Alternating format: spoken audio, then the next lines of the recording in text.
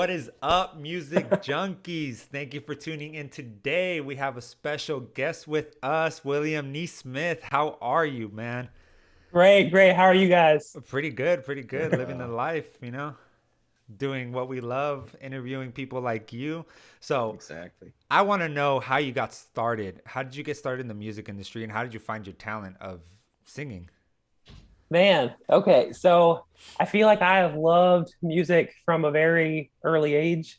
Um, my parents had this picture of me in my little like Easter Sunday suit when I was like 3 or 4, just like with my hands over the keys. Yeah. Um, and then I was always involved in like choir, like was definitely like a teacher's pet in chorus from like elementary all the way through high school.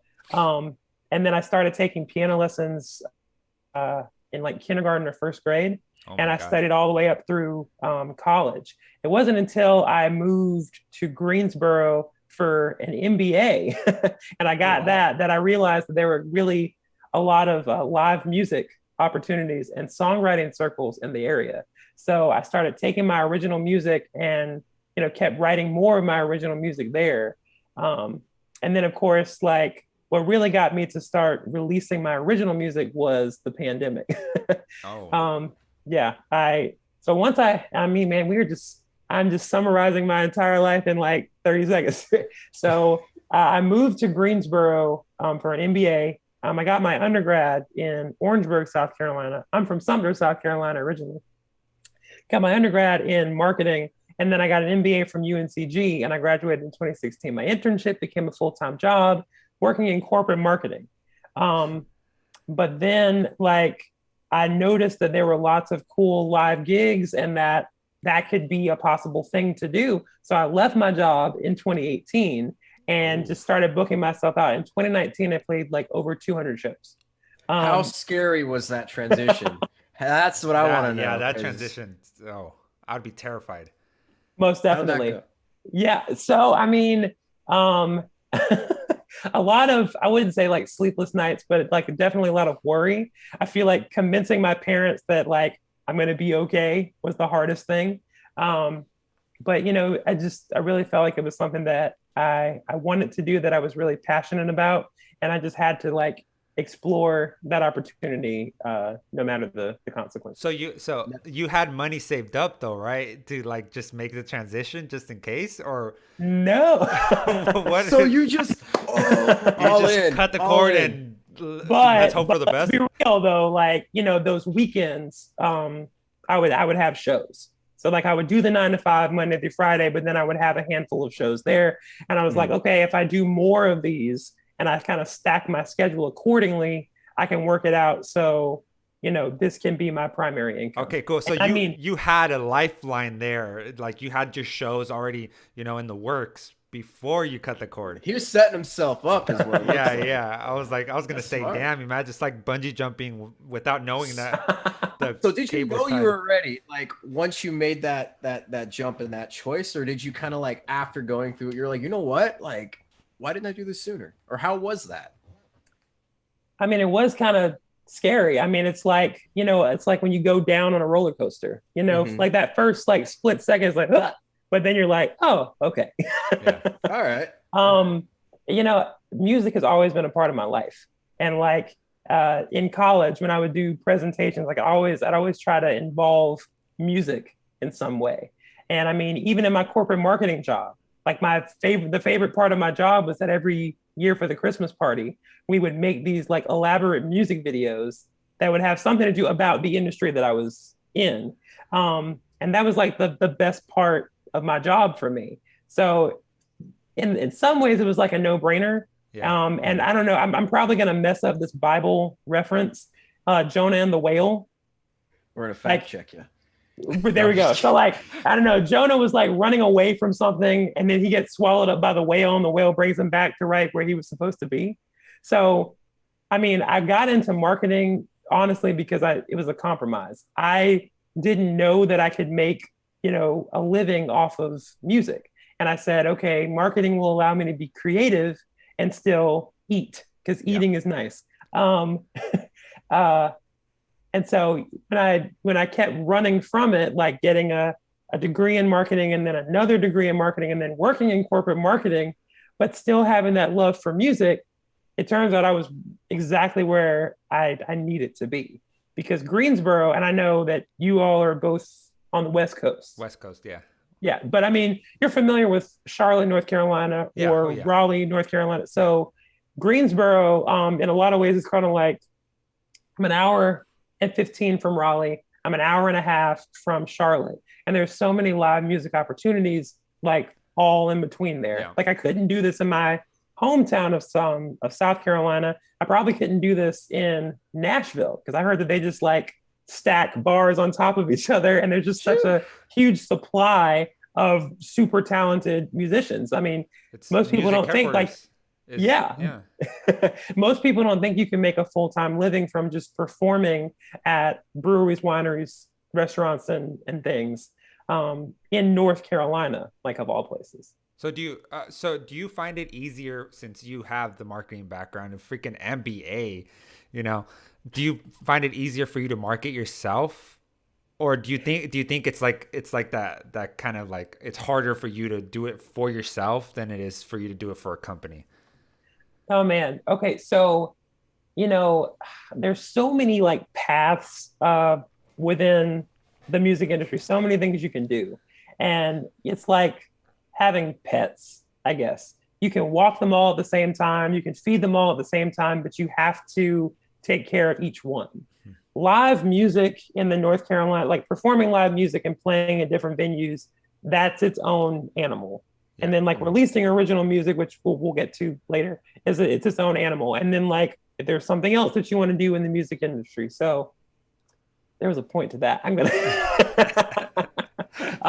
yeah. Okay. So marketing is easier. So in terms of like booking yourself for live music gigs, a lot of it is just, common sense. If I were the owner of a brewery or a winery, what would I look for in a musician? And what would make it easy for me to say, yeah, I got to hire that girl, that guy. And so I looked at what other people were doing. And then I just kind of thought about what made me unique and special, things that I enjoyed to do and things that would maybe hopefully help me stand out. So I put together like a video sample of me playing different songs with a friend of mine that has like a photo video multimedia studio, Professor V Studios. And it was just like, a 2-minute long video of me just playing selected clips. And I would send these out to the different places, and, they'd be like, yeah, this is great. Yeah, this is great. Because what I found is, North Carolina, the genre of choice is probably something like bluegrass or Americana or country. And then here's this guy that plays pretty much the entire catalog from Glee. There you go. All this pop, but these pop songs, but like throughout the decades. I like to say it's like from Motown to Old Town Road. And I wear these party sunglasses to go with the songs I'm singing. Just happen to have this pair here. Oh, heck yeah. Got the heart-shaped goggles. Gotcha. So like if there's a love song that I'm singing, I'll wear like the heart-shaped glasses. For Old Town Road, I had these cowboy glasses. 1,000 Miles by Vanessa Carlton, I've got these pink glasses. So, and then of course I've still put in my original songs with wearing these just over the top like novelty sunglasses. Oh God, that sounds like a good show. It does. So I try to keep it entertaining. Yeah. Let's go back to kind of the beginning. What kind of music genres were you listening to growing up? I know you trained in piano, classical music, right? Classic. Yes. And so what else did you listen to besides that? So my parents played a lot of like that kind of Motown vibe stuff. So some Smokey Robinson, Eddie Kendricks, Curtis Mayfield, that really cool, like high falsetto male vocal. And I was like, that's so cool. I want to be, and when you're a kid, like that's your natural singing voice anyway. But then once you go through puberty, it's this cool thing that you can still drop. Yeah. Yeah. So yeah, that kind of stuff. But then also, listening to the radio, because there wasn't Spotify back then. Yeah.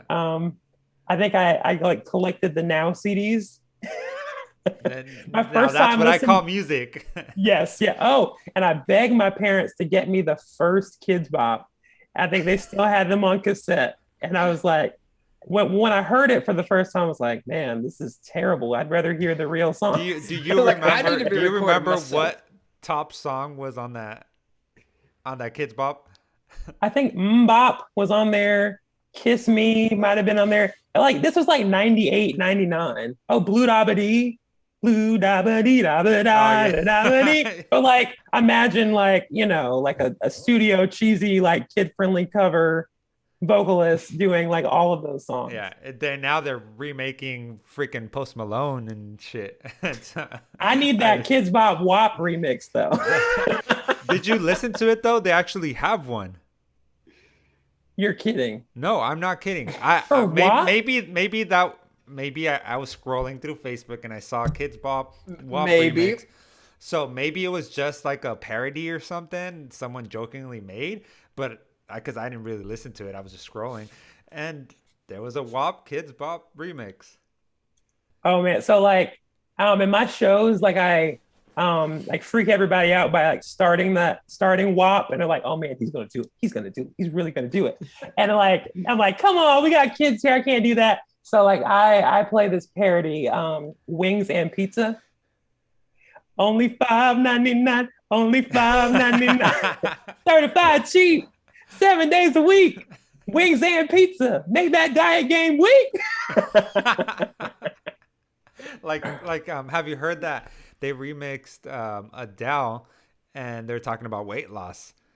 Oh, it was so famous on YouTube. I forgot what song it was, but he was talking about, I can't lose weight because, all these donuts and snacks. Oh, I forgot. I'm gonna find it. I'll send it. Oh man. So, performing live, what do you prefer doing? Do you prefer doing your own originals? I don't know if you have played, your own originals on live shows, or do you prefer doing covers? Which one's funner for you? Well, I mean, so at my shows, I definitely try to incorporate both. But the fact is, a lot of people that are coming to these shows or coming to these wineries or breweries or restaurants, they're not coming specifically for me. This might be the first time they've ever even heard of me. And what's going to get them to pay attention, at least at first, is a recognizable cover song. That's still done, in my own way. But they're like, oh, cool. And so then once I've got their attention, I'll bring in the originals. But my originals, specifically ones that I play out like at certain venues, especially if I can like read the crowd, they're really fun. Yeah. Okay. Now, questions about songwriting. Where do you usually start? Where do I like Yeah, location where or when you like no like with the whole song in his bedroom? Duh. It starts up here, man. Come on. So yeah, I know that I play the piano and it's so interesting because I'm sure everybody has their own like process, but for me, a lot of times the whole song is like put together in my head before I've even touched the keyboard. So my trusty friend iPhone, and I just like record a bunch of voice memos of the idea, and I'll text the lyrics like on my on a note or something. And then usually once I've been able to sing it all through in my head, I'll start putting chords and stuff down. That's how it happens most of the time. Gotcha. So you don't have anywhere in particular where you start where you're like, all right, well, I have this instrumental here, or I made an instrumental, or I'm gonna start with the verse or the hook. Yeah, like 9 times out of 10, there might be a cool phrase or a cool melody idea that's just kind of been stuck in my head. Okay. And it's like years ago, Lady Gaga was on this interview and she was talking about how she got the inspiration for her next sort of era. Like if she was like in between albums, it was like in her mind, there was a wall and she would just keep banging on that wall and banging on that wall until she finally broke through. And then she would go through the wall and then she would, find these little things and then pick them up. And that was sort of how it would go. So for me, like if I get an idea, it's like I just keep picking at it until it sort of opens up and becomes this full song. And Okay, that's a good way do of you put. make Yeah. your all your instrumentals? Oh no, no. No. Okay. I feel like so back in the day, y'all know Mixcraft? Yeah. Mm-hmm. Okay, cool. Yeah, that was my thing. I've used Mixcraft since like fifth or sixth grade, but I would not consider myself like a radio ready producer. I can certainly, put some stuff together. Like I understand like, the tracks and the filters and the things you can do, but like that does not bring me joy. I would much It's rather, discombobulating. yeah, it is. It's a It's a lot. lot. And it's so funny because like in 2019, I bought like a Udemy course for like $10 on like working your way through Logic. And I bought some plugins and I said, this time next year, I'm going to release my debut project. It's going to be a Christmas EP with like some original Christmas songs and some cover songs because like they're in the public domain and I'm going to self-produce the whole thing because I'm just that cool. And then like 2020 happened and here we are. So, still, the song still is your top streamed song with Yeah. about 40K streams. That's pretty awesome. Well, we could tell that's maybe the people's favorite.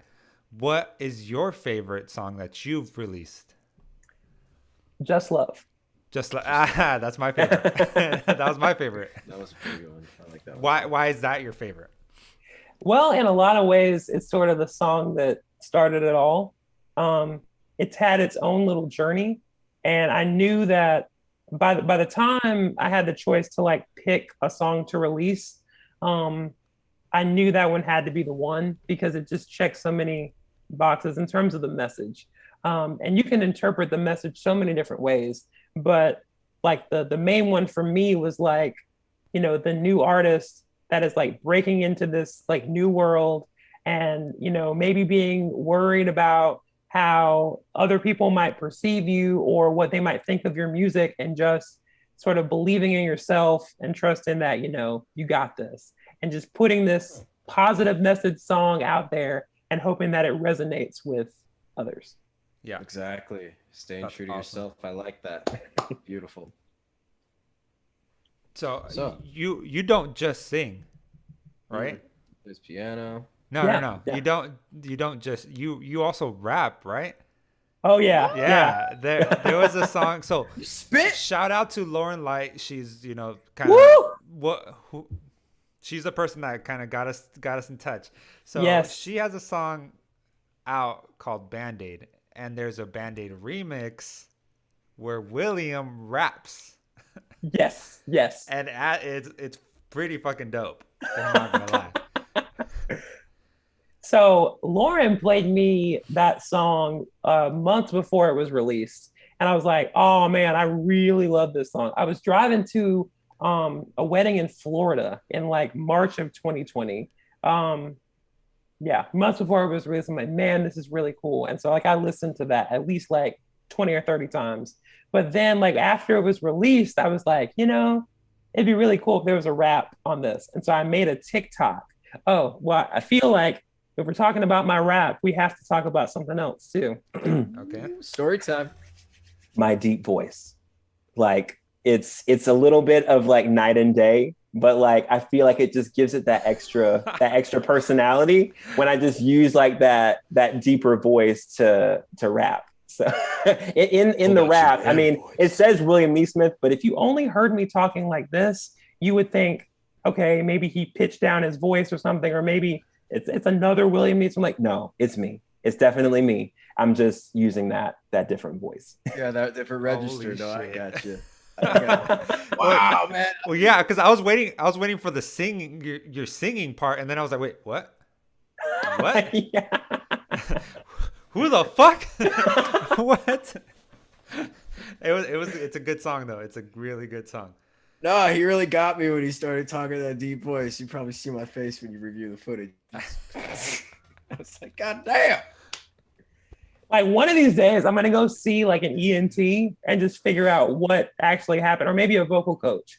But I want to say like going through puberty, like I was like, that was like the the prime time of like being in choir. I was still like the golden boy, and I would get like the solos and sing like the highest voice parts. So I feel like I clung to that because I wanted to be able to continue to sing that. Meanwhile, whatever was happening down here was like just doing its own thing. So instead of it being a nice transition from one to the other, it's like night and day. It's like two different people. I don't know. At least you got a lovely head voice, man. Holy shit.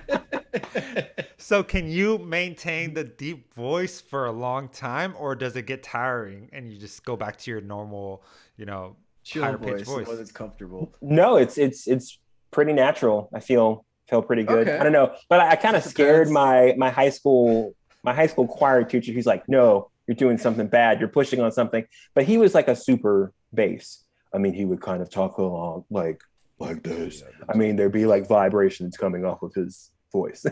Can you sing with the Make his deep voice? piano strings ring. yeah. So like I always love performing Old Town Road because then I get to like drop down into that voice.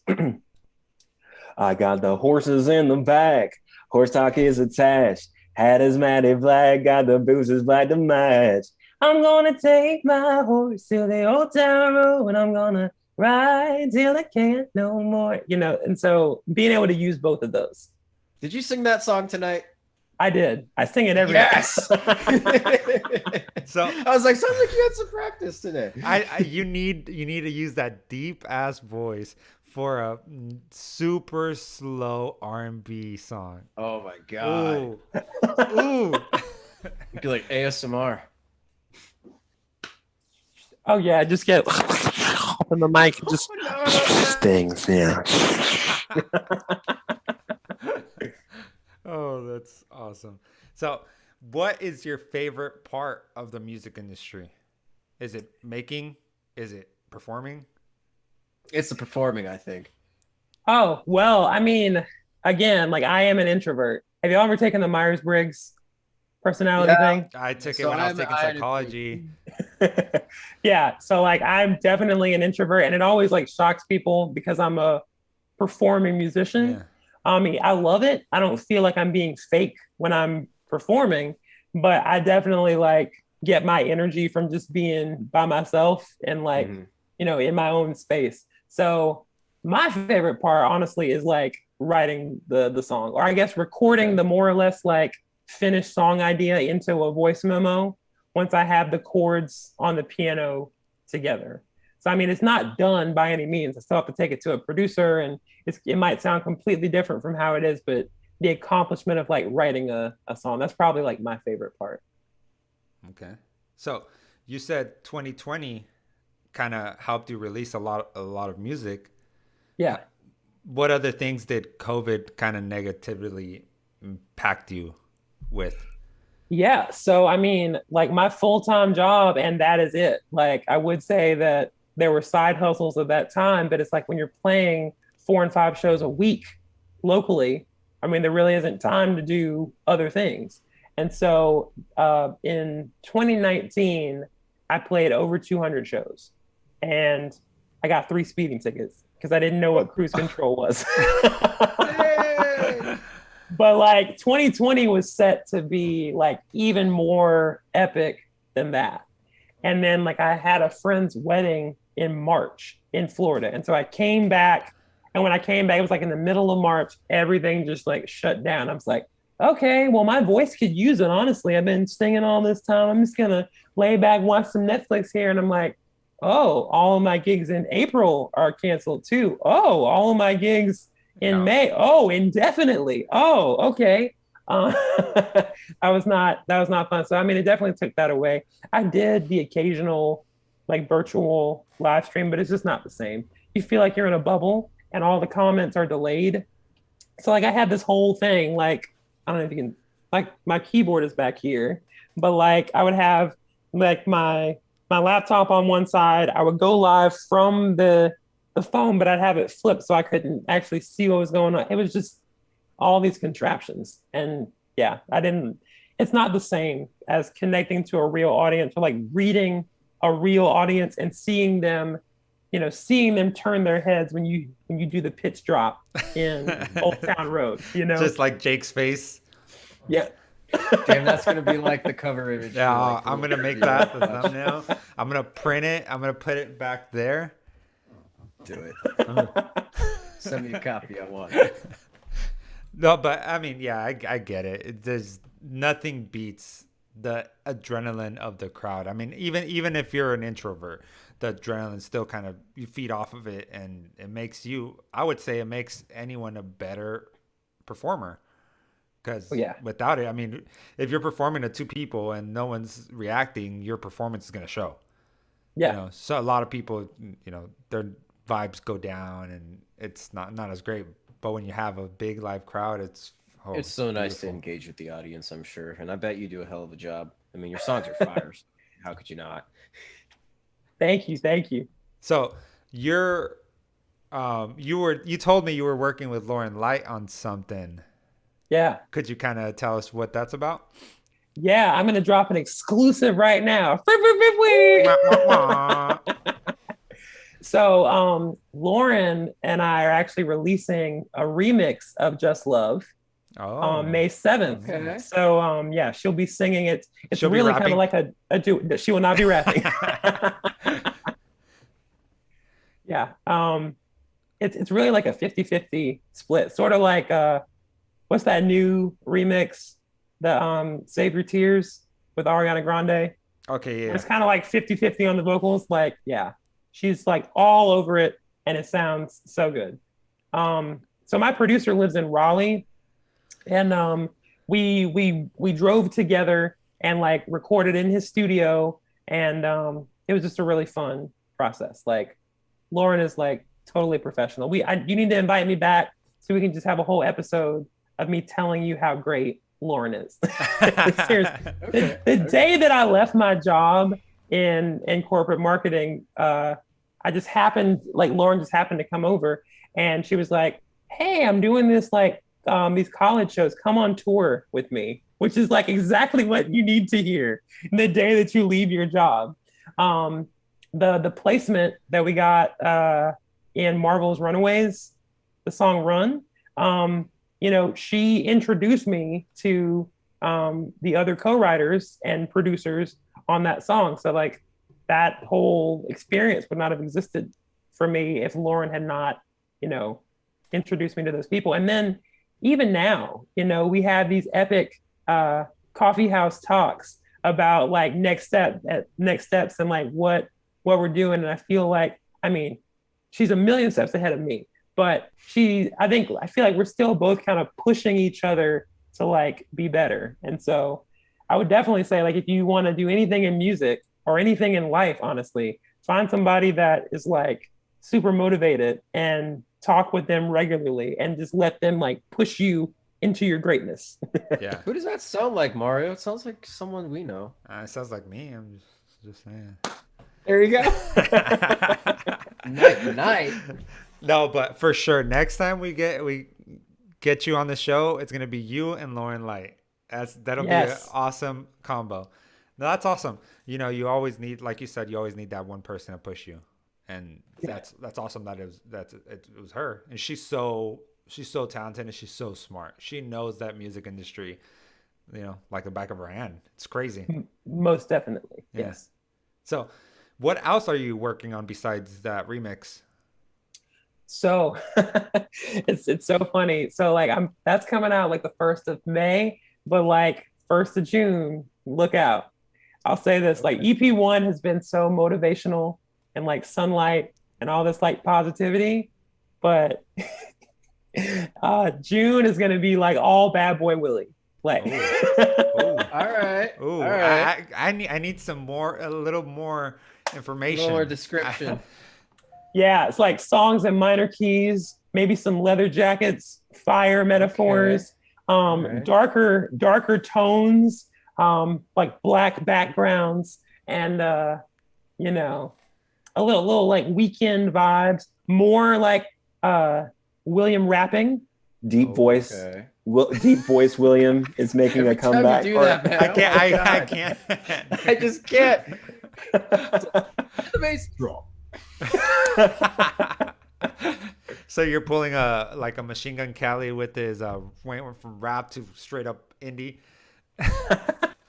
So like the EP1 stuff is very like it's I think it's very like on the nose pop, motivational. Maybe with a couple ballads in there, but that's still, pop. And this next stuff is definitely pop, but it's not necessarily like happy and come on guys, let's do this. So I knew that when I put this stuff out, they had to be like separate releases. It would be too confusing. And honestly, I feel like the Spotify algorithm is going to hate me. They're going to, I'm going to drop the first single. It's going to be like, what is this, William? Who are you anymore? We don't even know you. Yeah. I thought you were motivational. Because honestly, that's the key, I think, to Spotify success. You continue to give like in that genre, and like switching from that genre, even a little bit can be, monumental. It's like you have to build it back up again. So you're saying we're gonna have to change your description on your website instead of optimistic to like pessimistic or realistic? I wouldn't say pessimistic, but like in the way, speaking of Lauren Light, like she had an earlier project like Take Me As I Am, and that kind of vibe of songs, as opposed to like the You're Not My Boyfriend, dark pop, electro pop kind of a vibe. It's probably not that drastic of a change, and who knows, you might hear these songs and be like, nah, they can exist in the same that's where we're gonna go. So, I lost my train of thought. I was dancing too much. Ouch. Ouch. Anyways, what are you currently listening to? What's currently on your Spotify playlist? Oh man, can I cheat? You could cheat. Okay, I'm gonna cheat. This here. isn't a test. We're not grading you.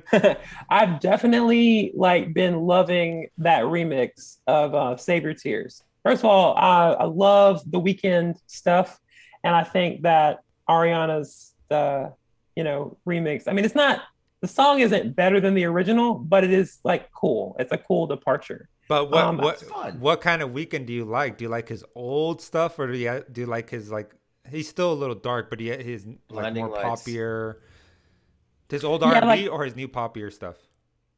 I like The Hills, and I like, but I do like. I think prefer like the majority of the After Hours stuff more. Yeah.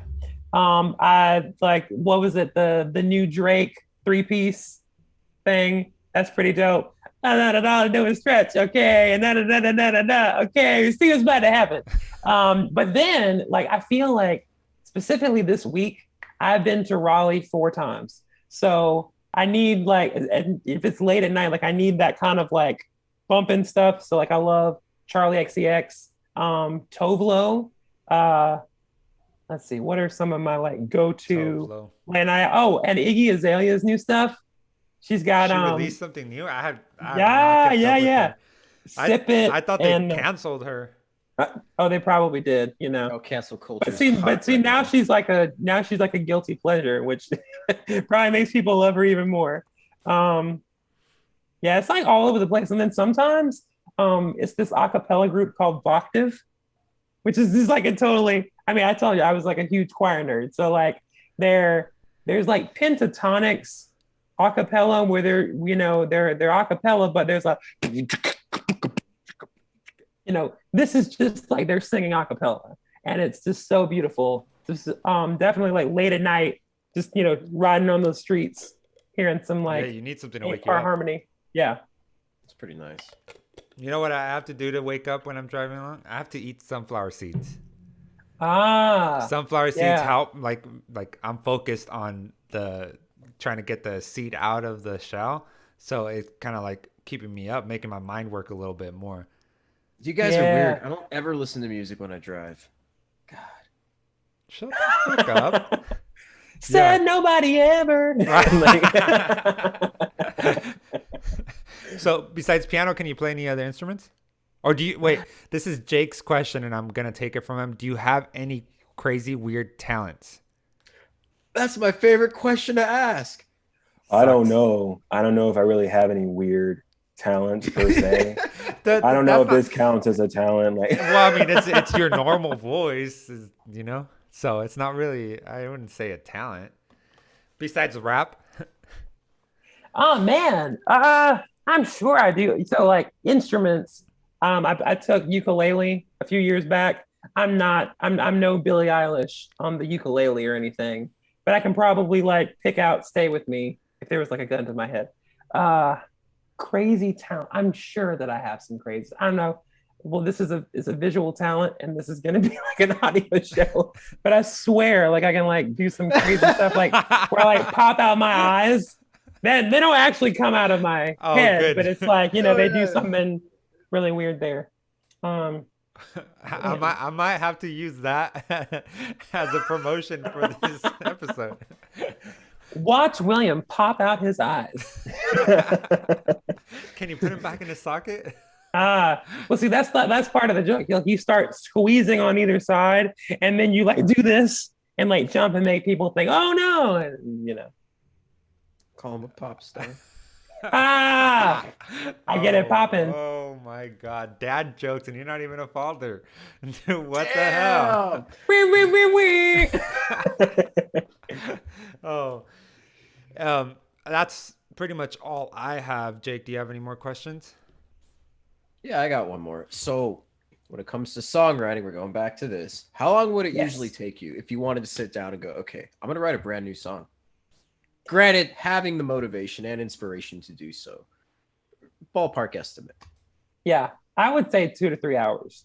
And what's been really great for me recently, especially like starting in 2020, I joined this Facebook group called the 5 and 5 Songwriting Challenge. So every couple of months for 5 days in a row, you get a prompt every day with the goal of trying to write a new song like every single day. And so, I would get up in the morning, I would pour some coffee, I would look at the prompt, and I would push myself to like have something together before noon. And usually it would take about 2 to 3 hours to put those songs together. In fact, 2 of those songs made it to Sunrise. One Foot is a 5 and 5 song, and Sunrise is a 5 and 5 song. Awesome. Actually, I Excellent. lied. That's not everything I have. Speaking of songwriting, you won 2 awards, right?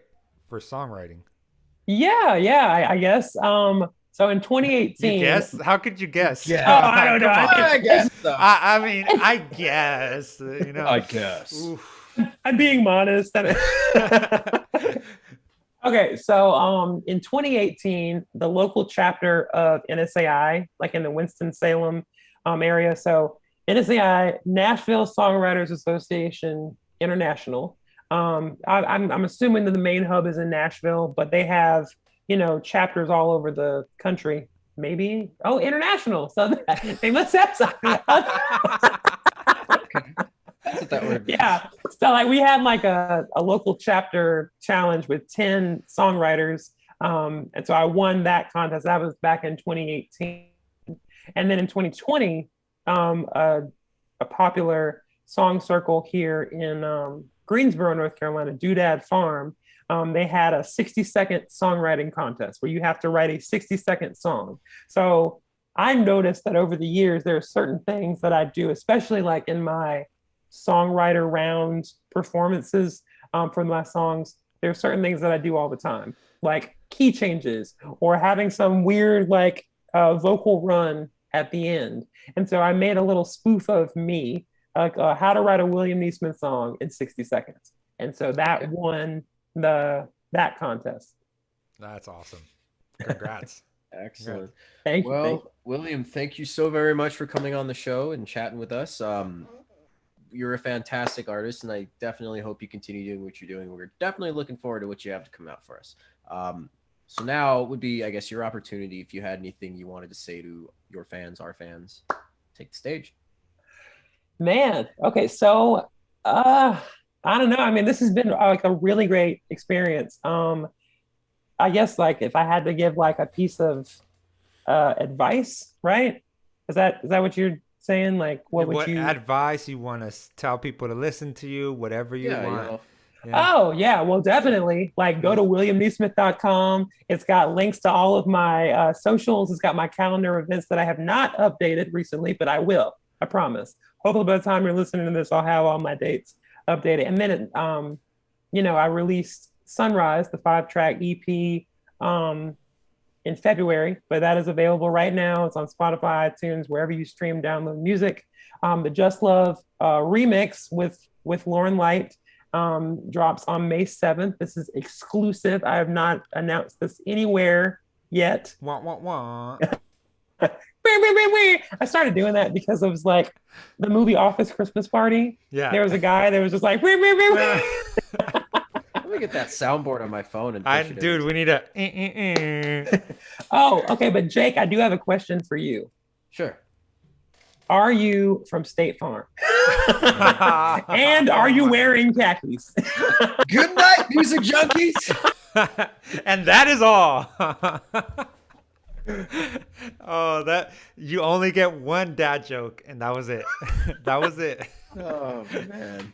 No, but it was a lot of fun having you here. Like Jake said, you're very talented, and we love your music, and we really hope you continue pushing and pushing and pushing, because we can't wait to see what's next for William. Hey, Exactly. I really appreciate it, guys. Thank you for coming on the show again. And yeah. Well, that was William Nesmith, and it was awesome. Great interview, great guy, and that voice change. Oh my God. Yeah, that was something else. It's like the whole time he was talking, and then he did that voice drop. I'm like, okay, Dude, your face All though. right. Your face was I was in shocked. shock. Did you? Yeah. I was like, who the fuck's this guy? You know what I mean? Dude, straight up sounded like gangster. Turned into a Straight up. gangster. Straight Straight out up. of straight He out went of from friendly to holy shit run. But anyways, great singer, great person. As you guys saw, he's working on a few things. Again, shout out to Lauren Light for kind of getting us in touch, and follow him on every social network and music streaming platform. Definitely. You guys stay safe out there. And don't forget to check out our merch. Go to our site. We'll have our link in the description. Thank you very much. We love you guys. And until next time, stay safe, music junkies.